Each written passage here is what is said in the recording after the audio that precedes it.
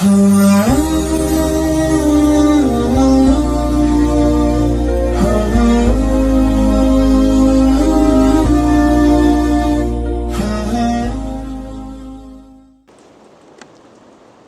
بالله من الشيطان الرجيم بسم الله الرحمن الرحيم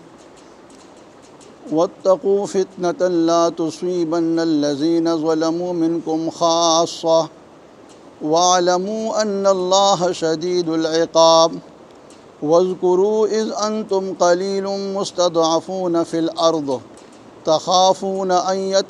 أن يتخطفكم الناس فآواكم وأيدكم بنصره ورزقكم من الطيبات لعلكم تشكرون يا أيها الذين آمنوا لا تخونوا الله والرسول وتخونوا أماناتكم وأنتم تعلمون واعلموا أنما أموالكم وأولادكم فتنة وأن الله عنده أجر عظيم سبحانك لا علم لنا إلا ما علمتنا إنك أنت العليم الحكيم. دین الوان دی آیت مبارک کے اللہ ارشاد و فرمائل کہ بے شکا یقیناً اللہ حائل دے دا انسان او داغ دا زد درمیان دا ارادو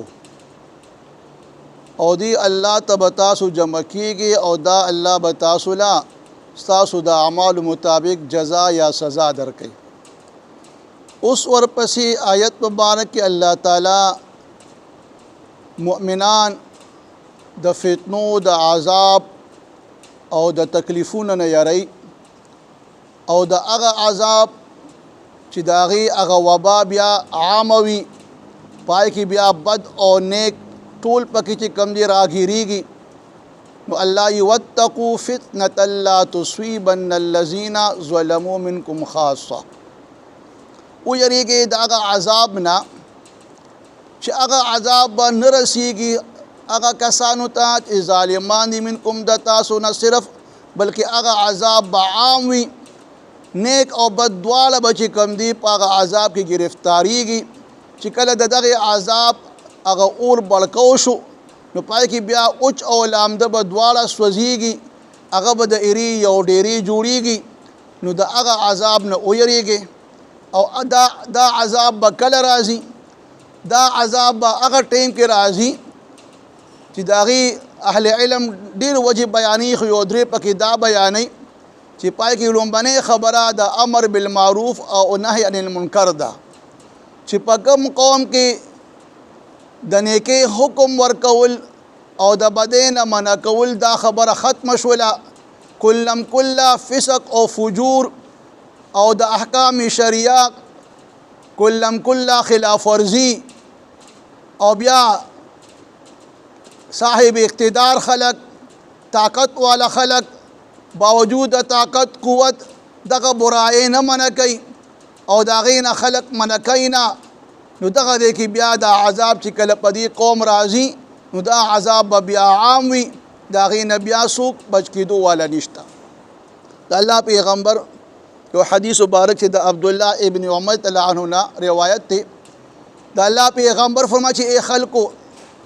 د نیکۍ حکم کوي او د برائۍ نه خلق منع کوي ورنه که الله د نه ناراض او خفه شو یا ساتي بیا به تاسو دعاګانې به غواړئ دعاګانې به هم قبلیږي نه توبه به وباسئ توبه هم چې کم دی بیا قبلیږي نه نو وړاندې د دې نه چې کم دی تاسو د امر بالمعروف او د نهی عن المنکر چې کم دی پورا خیال وساتئ او بیا حدیث کې دام راځي چې کله یو انسان یو برائی ولیدله نو که طاقت وي په لاس منع کولو په لاس دې منع کي که په ژبه باندې طاقت وي په ژبه دې منع کي او که فرقه دا دواړه خبرې نه وي نو په کې دي چې کم دی دغه ګناه ته بد ووایي او د دغه خلکو سره دی بیا میل ملاپ او تعلق چې کم دی هغه قطع کی د دې وجې نه که فرقه دا اخیری درجه پکې نه وي نو بیا دغه عذاب کې به بیا ټول گرفتار وي. یو حدیث مبارک کې راځي د الله پیغمبر فرمای یا الله یو فرشته ته حکم وکړو چې دا پلان کې بستی چې کم دی دا الټا کا. فرشتي عرض کو چې الله پدې کې یو بنده داسې موجود دی چې هغه یو لمحه ستا نافرمانی نه ده کړې. یا الله ورته وفرمایل چې دی ورسره هم الټا کا ځکه چې دی دا ګناهونه فسق فجور ویني او یو ورځ چې کوم دی د مخ باندې داسې څه خفګان اثار رانل چې دا خلک ولې دا ګناه کوي او دې په اړه کې ولې غمګین او دردمن ولې نشو، لهذا دی ورسره هم چې کوم دی هلاک او تباه کوي. لهذا الله وی دا عذاب یو فتنه اهل علم چې وایي دا عذاب راځي یو خو امر بالمعروف یادي، دویم چې کوم دی یادي چې د جهاد چې کله تاسو جهاد ترک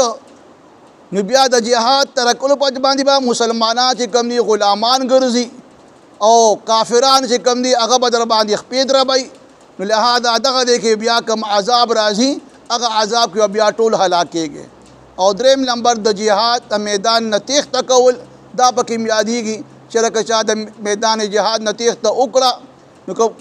بیا کم مؤمنان په جهاد کې پاتې شو هغه به خامخا کم تعداد کې وي. لهذا دشمن به بیا غالب کیږي او مسلمان به چې کوم دی مغلوب ګرځي. دغه شان نورم دغه شته ګناهونه خدا اهل علم درې دا خبرې ذکر کړي دي چې کله دا خبرې عام شولې نو بیا به د الله عذاب پر چا باندې راځي. او واعلموا ان الله شدید العقاب، خبردار وره بشک الله سخت عذاب ورکوونکی دی. ورپسې آیت مبارک الله تعالی مهاجرین ته خپل نعمتونو ذکر کوي چې اے مهاجرینو تاسو هغه خپل وخت یاد کړئ چې په مکه معظمه کې تاسو تعداد ډېر کم وو، مالی لحاظ سره کمزورې وې، کفار د باندې زورور وو، د هغې طاقت قوت د باندې زیات و. چې کله بیا مدینې منورې ته رالې نو تاسو چې کوم دی ورو بیا تاسو باندې الله د مدینې منوره کې د خپل نعمتونو باران شروع کو. او داسې وخت ومو چې کله تاسو کمزورې وې، کم تعدادو، نو تاسو یریدې د خلکو نه چېرې دا خلک ان یتخففکم الناس، د خلکو نه تاسو یریدې چې دا خلک به مونږ چې کوم دی اسې نه اوچت نه کیا او مونږ اون تختیا. الناس د مراد چې کوم دی قریش دي، مشرکین مکه دي، د هغې نه تاسو یریدلې چېرې اسې نه دا مشرکین چې کوم دی مونږ اوچت نه کي او مونږ باندې زورور نشي. نو الله فآواکم پس تاسو له مونږ ځای درکړه. د ځای نه مراد چې کوم دی مدینه منوره ده. او هلته چې کوم فی الارض ذکر شو چې مستضعفون فی الارض، تاسو کمزور وې په ځمکه کې، مراد ترې نه مکه معظمه ده. او دا قریشو نه تاسو یریدې د مشرکینو نه. نو الله فآواکم پس تاسو له مونږ بیا ځای درکړه مدینه منوره کې. نو چې ځای هم درکړله نو ورو چې کوم دی تاسو بیا دشمن ته مخامخ ودرولې. په غزوه بدر کې چې کوم دی تاسو د خپل تعداد نه 3 ګونه لا کفارو له شکست ورکړه. وایدکم بنصره، او الله یې موږ تاسو تایید وکړو او تاسو ته قوت درکړه په خپل مدد سره. فرشتې هم راولېږلې او هغې چې کوم دی تاسو ته زیر خوشخبري درکوله او تاسو په هغه ګڼ تعداد کفارو باندې غالب رالی. ورزقکم من الطیبات، او بیا هم تاسو له روزي درکړه پاکیزه څیزونه چې مراد ترې نه مال غنیمت دی. مال غنیمت چې کوم دی د مخکې امتونو لپاره حرام و، الله چې کوم دی مال غنیمت تاسو لپاره حلال وګرځو. نو دا دومره نعمتونه چې الله تاسو باندې وکړل چې تاسو کمزورې وې، کم تعداد کې وې، دشمن نه یریدې، الله دله بیا ځای درکړو، ستاسو امداد طاقت یې وکړو، په دشمن ته دله فتح درکړه او بیا مال غنیمت یې درکړو د دې دپاره چې لعلکم تشکرون، چې ښایي تاسو د دې نعمتونو شکریه ادا کړئ او د الله او د الله د پیغمبر اطاعت او حکم ته غاړه کېږدئ. په هره معامله کې د خپل پیغمبر اتباع او تابعداري کوئ. ورپسې الله بیا مؤمنان د خیانت نه منع کوي چې یا ایها الذین آمنوا لا تخونوا الله والرسول وتخونوا اماناتکم وانتم تعلمون. ای هغه کسانو چې د ایمان خاوندان یې، تاسو خیانت مه کوئ د الله او د الله د رسول سره، او تاسو خیانت مه کوئ په خپل امانتونو کې یو بل سره.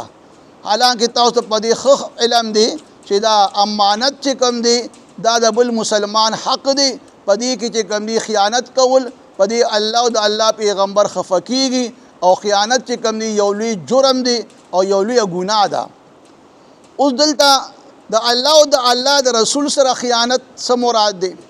نو حضرت ابن عباس رضی الله تعالی عنه فرمای چې د دې نه مراد د الله سره خیانت نه مراد فرائض ترک کول دي. کم احکامات چې د الله د طرف نه تاسو باندې فرض دي لازم دي، اوس چا چې دا فرائض پرېښودل په دې کې غفلت کوتاهي کوي نو ګویا دې د الله سره خیانت کوي. او ور رسول او دغه شان د الله د پیغمبر سنت پرېښودل هغه ترک کول دام د الله د پیغمبر سره خیانت دی. په خپلو کې چې کم دی تاسو د یو بل د مال محافظین یې، د یو بل مال تاسو چې کم دی یو امانت دی، لہذا د یو بل مال ته چې کم دی غله کېږئ ما په هغې کې چې کم دی تاسو خیانت او دوکه او فریب مه کوئ. بیا خیانت بیا عام دی چې کله یو انسان ته دینی احکامات دین چې کم دی د دین احکامات یو امانت دی او دا دینی احکامات څوک نه ادا کوي نو هغه دینی احکامات چې هر څومره دي